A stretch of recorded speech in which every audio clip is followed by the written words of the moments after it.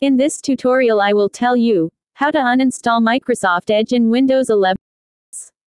To get started with removing Microsoft Edge in Windows 11, you're going to have to open the Registry editor. Once open, you'll have to use the sidebar to navigate and change a few keys. You can then head into the Windows 11 Settings app and remove Edge like any other app. Here below is step-by-step guide to do so. 1. Open the Windows 11 Start menu. 2. Search for Registry Editor and pick the top resulting app. 3. In the sidebar, click through to the paths showed on the screen. 4. Once there, right-click on No Remove. 5. Choose Modify. 6. In the window that opens, change the value data to 0 and then click OK.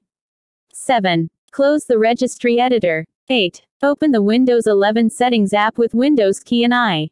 9. Choose Apps. 10. Choose Installed Apps. 11. Find Microsoft Edge in the list, choose the 3 dots and then uninstall. 12. If prompted by Windows, choose Yes.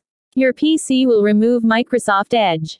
You'll have to restart. If you restart and Microsoft Edge is installed again, repeat the steps above, then jump into these steps below before restarting your PC.